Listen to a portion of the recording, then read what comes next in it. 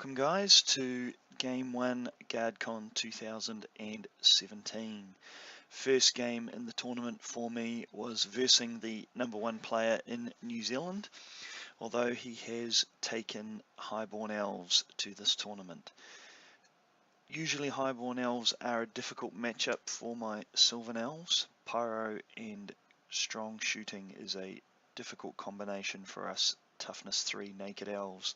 So quickly going through his list that you can see on screen now, we have the mandatory general on the chariot. We've got a Pyro Mage with the Ring of Fire and Asphad Scholar, 28 archers, big block that's going to be very difficult. A couple of units of Reavers, unit of Lancers. Interesting option here, multiple units of Swordmasters, multiple small units of Queensguard, double bolt throwers, Sky Sloop and Phoenix. This is, as I said, going to be quite a tough matchup. He has the ability to hurt me from range, and then he has the chariot and the Phoenix, and even the small units of Swordmasters that can be a difficult proposition for me in close combat. So promises to be an interesting match. Game plan for me really is going to be to get into combat as quickly as possible and hopefully avoid having his Chariot Lord chew through too many of my units. So moving on to my Sylvan Elf list, I have a Forest Prince on a horse, tooled up to be pretty choppy on the charge, giant sword, potion of swiftness. He's pretty nasty if he gets in. We've gone with 3 Dryad Matriarchs, all with divination, 5 spells all up to pretty much guarantee we get the spells that we're after. In core we have 2 units of 8 Dryads to score, pretty reliable scoring unit and cheap for what you get. A skirmishing unit to bunker the 3 Matriarchs and 2 units of archers. The remainder of the army, 2 units of Kestrels, 9 Briar Maidens with the Gleaming Icon, and 2 Tree Fathers. Now the probably most obvious thing in my list is I do not have a BSB. Decided that most of my army is either immune to psychology or is likely to be out of range of the BSB anyway.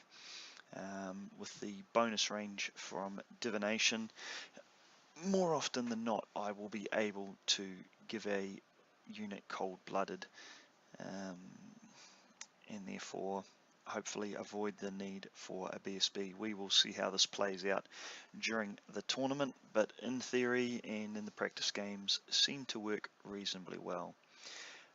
Look forward to seeing how the list goes with the Briar Maidens and the Kestrels. We really have the ability to be in a position to charge turn 2. Also double Tree Fathers and even the Dryad units can pack a punch in combat. So quite an aggressive list, not perhaps as much shooting as I would normally bring. May well miss a unit of Pathfinders as the tournament wears on, we shall see. So moving right into deployment, we are playing Frontline Clash and Hold the Centre, which I'm pretty happy about. My opponent rolls up for his Pyromancy spells. He gets himself Scorching Salvo, Immolation, Flaming Swords and Enveloping Embers, so no Pyroclastic Flow. For divination I get Scrying, Fate's Judgment, Stars Align, Look to the West and Unerring Strike, so pretty much exactly what I was after. I win the roll-off to pick sides, choosing the side that really gives me the best advance, a little bit of cover, also a hill that potentially could encourage him to deploy on as well. My opponent then elects for me to have first drop, remembering that my game plan is very much to get into combat as quickly as possible. I elect to deploy everything, which I almost never do, as it really gives your opponent the opportunity to out deploy you, to position in ways that are really going to ruin your game plan. But I've played McRae many times, the guy playing High Elves, and this is not a tactic I think I have ever used against him before, so I really hoped to surprise him. So starting with my deployment, I'm moving from left to right. We have a unit of archers in the ruins, some scoring dryads, kestrels, and then my dryad bunker. We have our tree father and main archer block fairly central. We have a unit of kestrels and briar maidens also reasonably central there. And then on the right hand flank we have a tree father and my other unit of dryads. In return deployment for the highborn elves, you can see on the right hand side there, just slightly in shot, is a small unit of swordmasters, and behind them is a unit of 5 Queensguard. Then on the hill we have his BSB and his big unit of archers. Quick fire, good ballistic skill, able to shoot from the hill. They are going to be a serious problem. Next to that we have our mandatory lion chariot with the lord on top, rocking the bluffer's helm of course as usual. Next to that we have our flame phoenix and our sky sloop. In behind the hill you can see there's 2 more units of swordmasters. There's also 2 more units of Queensguard. And then we have 2 units of reavers. We also have 2 bolt throwers at the back of the table there and another unit of reavers. Actually, sorry, the unit in the center of the board there are silver helms rather than reavers. And we now go into Vanguard. Was rather wary of moving my kestrels straight forward, just because there wasn't going to be an opportunity to get in behind enemy lines. There were too many nasty combat threats in front of the hill there, as well as an awful lot of shooting that is likely to be targeted at them. So we vanguarded the units both towards the forest slightly, while my opponent didn't do a lot with one of his vanguarding units. The Reaver unit on the top left hand flank from my side of the table vanguarded further off to the left, which I was a little confused about the reasoning for that. So now we go into Sylvan Elves turn 1. So my archers on the left hand side are too far away to be able to shoot anything, so they push forward in preparation to get into shooting range, while my matriarch bunker does run forward into the forest for the casting bonus, with the other unit of dryads there as a backup bunker, but also to be ready to secure the center objective. Both units of kestrels push forward up by the pond there in preparation to be able to charge bolt throwers and really just make a nuisance of themselves. My tree father in the center pushes forward but hangs back far enough that there's not an opportunity for his chariot lord to get stuck into him, and my other archers just remain in position there to carry out their shooting. On the right hand side of the table, moving forward somewhat cautiously, very worried about that chariot lord. May have to provide him an opportunity for a charge so that I can get stuck into the rest of his army, but at turn 1 just playing it a little bit safe. So right on the far right hand side there, the Dryad unit moves up into the field just to give him a little bit of cover if he decides he wants to shoot that way, and the Tree Father moves pretty much straight forward, really looking to see if he will commit to any course of action there that will let me slip past him, or whether he'll just hold back, in which case I will need to surround him.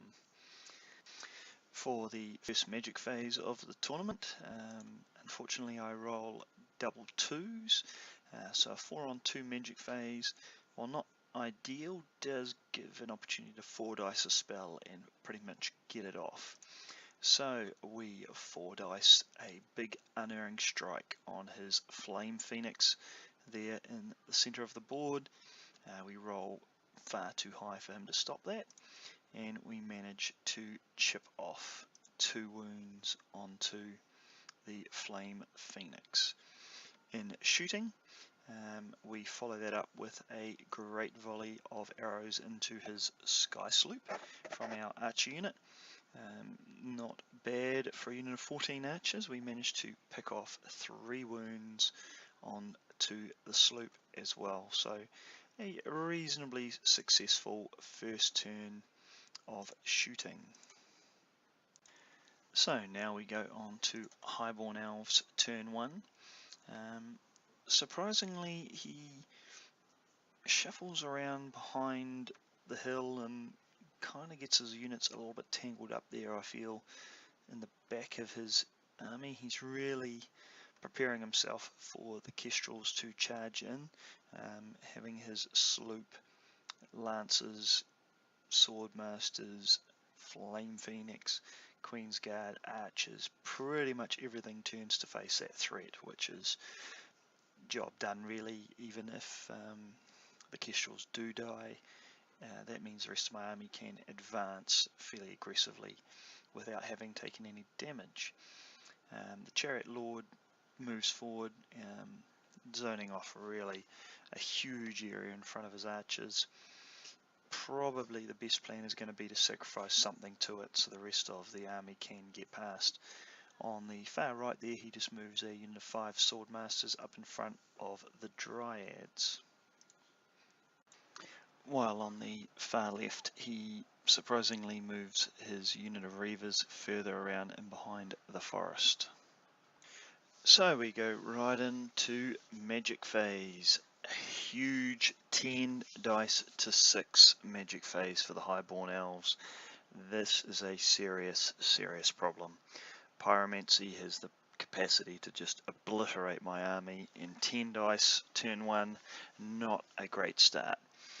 McRae was very worried about those 2 units of Kestrels that are threatening him from his right hand side, so therefore he very much focused his shooting and his pyromancy on those 2 Kestrel units.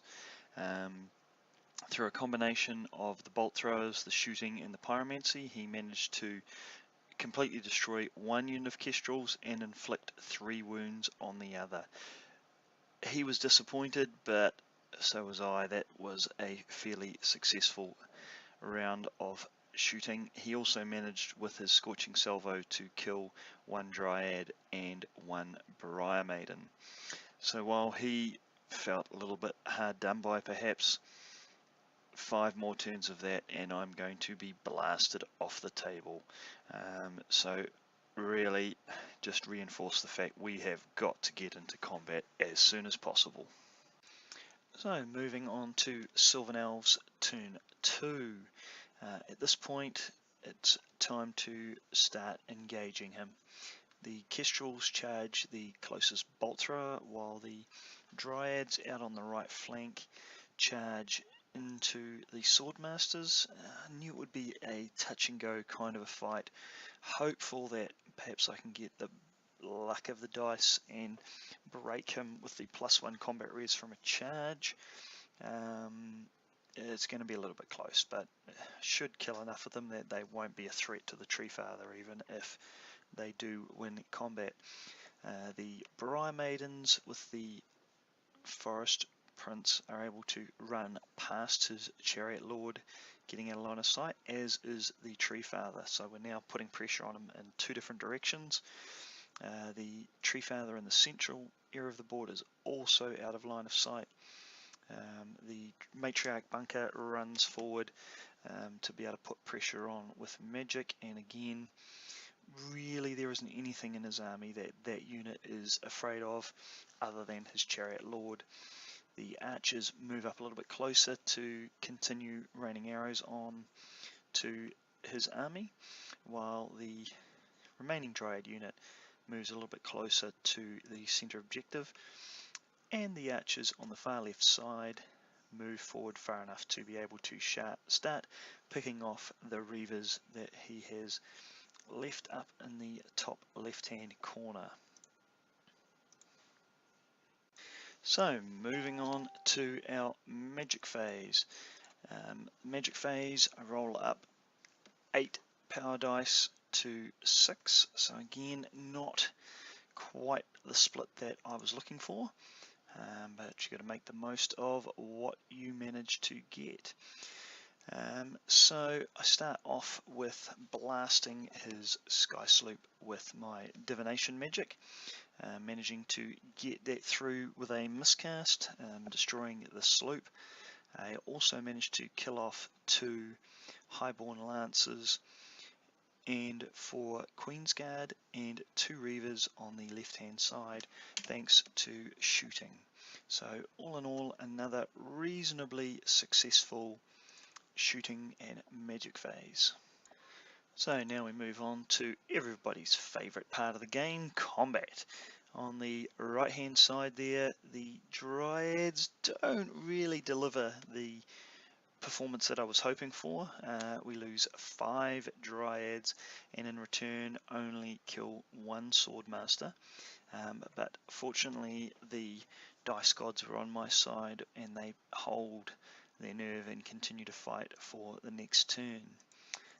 In other news, the Kestrels smash the first bolt thrower and do make the overrun into the second bolt thrower, which is now really putting some seriously good pressure on the Highborn Elves backlines. So now we move on to Highborn Elves turn 2. Apologies for the extremely blurry picture here. Unfortunately, it was the only one that I took for this part of the game. The Chariot Lord turns around to face the Briar Maidens and Forest Prince, while the Flame Phoenix charges into the Kestrels, and really that may mean the end of my Kestrel unit. We have 1 lone Queensguard left over from shooting, who has moved up to chaff the Briar Maiden unit, while the Lancers charged into the Matriarch bunker, which was a wee bit of a surprise. Otherwise, there's just slight tweaking and positioning of remaining units, mostly getting his shooting in positions to be able to inflict some good damage on his shooting and magic phase turn. So moving right on to magic, and the Highborn Elves roll up an 11 dice magic phase. This is a serious issue. 11 dice versus 6 pyromancy is just going to be very, very nasty. But as it turns out, through a combination of some reasonable saves and some fairly good rolls to dispel on my part, a combination of shooting and magic only manages to kill 3 Briar Maidens and 8 archers who panic, which at the time seemed a little bit of an issue, but the fact that they ran meant that they were out of range for shooting, which meant he had to divert his shooting into the Briar Maidens that are a lot more likely to soak up that damage.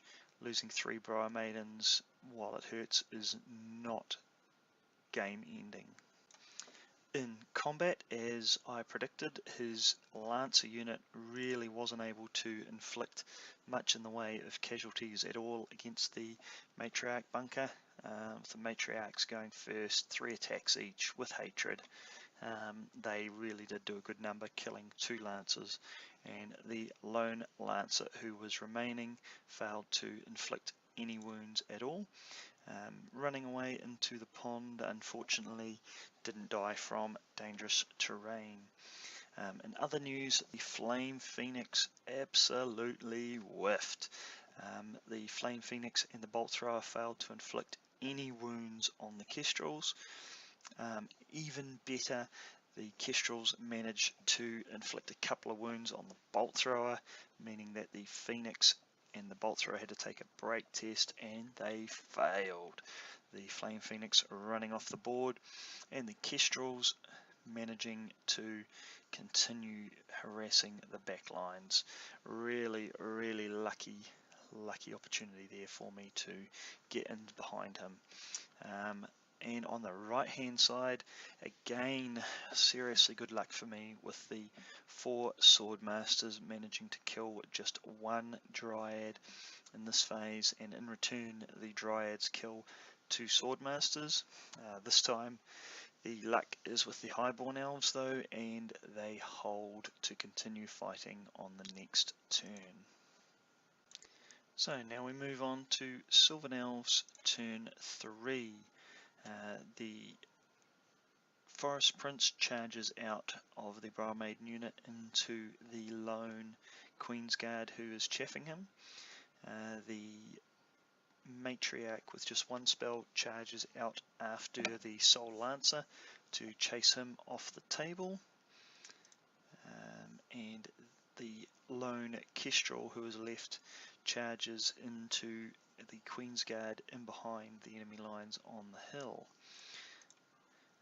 In remaining moves, the small unit of archers on the left hand flank shuffle forward to continue to pick off the Reavers who are up on that far side.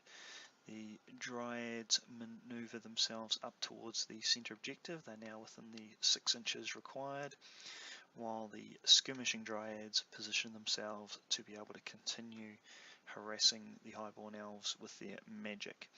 The Treefather Ancient and the Bariah Maidens move just into position so that they can continue to shoot and apply pressure while being out of line of sight.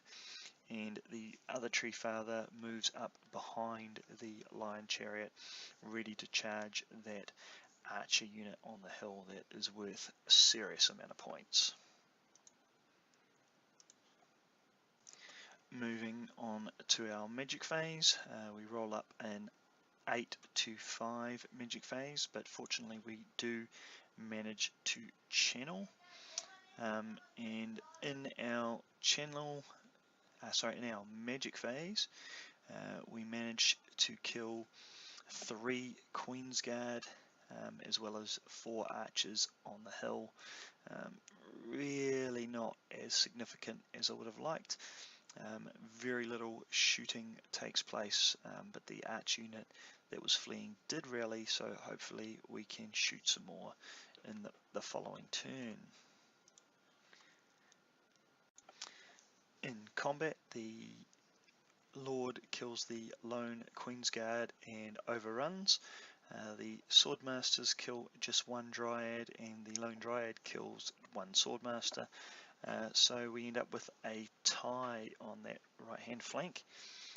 The lone Kestrel unfortunately fluffs his attacks against the Queensguard, and they hold, which is going to mean 1 dead Kestrel in the next turn. So moving right along to Highborn Elves turn 3. Now at this point we were given the surprising news that we had just 15 minutes remaining, which was going to mean we would struggle to get turn 4 in. Not really sure why it had taken so long. We both did take some time to deploy. There was a fair bit of consideration about movement, angles, and what have you, but really neither of us felt we'd played particularly slow, and in every other match we've played, which is quite a few, we'd managed to get 6 turns in, so this would be the last turn of the game. So at this point the Highborn Elf player decides that he really needs to try and grab some points to tie things up, as at this point I hold the secondary objective. So therefore he chooses to charge his Chariot Lord into the Wild, and the Swordmasters charge into the flank of the Kestrels. In his magic phase he rolls up a 5-4 magic phase. Through a combination of magic and shooting, he manages to knock the Briar Maidens down to just 2 remaining models. In combat, both lords fail to inflict any serious wounds. I do lose combat, but I managed to hold on my cold-blooded leadership 8 roll. the Queensguard and the Swordmasters kill the Kestrel off that is on the hill, and the Swordmasters kill off the last remaining Dryad. So a little bit disappointing that it was only a 3-turn game. I did manage to secure the secondary objective and finish with 777 points more than my opponent, which left me with a 15-5 win. A little bit of a hollow victory with just 3 rounds played, and the game was quite evenly poised, I would have to say, with Bloodbath really written all over it. A lot of shooting and pyro still available on the Highborn Elf side, and in return Tree Father and magic from the Sylvan Elves ready to inflict some serious damage in return. So very unfortunate we didn't get to finish the game. It was a great game. McRae, my opponent, is always very tough to play against, and despite the score, this was a very tight and hardly fought match. Must admit I was quite relieved to come out on top. Picked this as the worst opponent in terms of matchups for me at this tournament. Expected probably a 15-5 result, but with me on the losing side. So to pick up 15 points here was a real bonus for my chances over the weekend, to place well at Guardcon again, backing up from my second place last year. So 1 shooty pyro list down and 2 more to come. My next match is against Jack, who's travelled over from Australia. He's playing Infernal Dwarves with not as much shooting, but again my real nemesis in pyro. So again, another tough opponent, another tough matchup, another game versus Pyromancy. Look forward to sharing that one with you very shortly. Thank you for watching, and look forward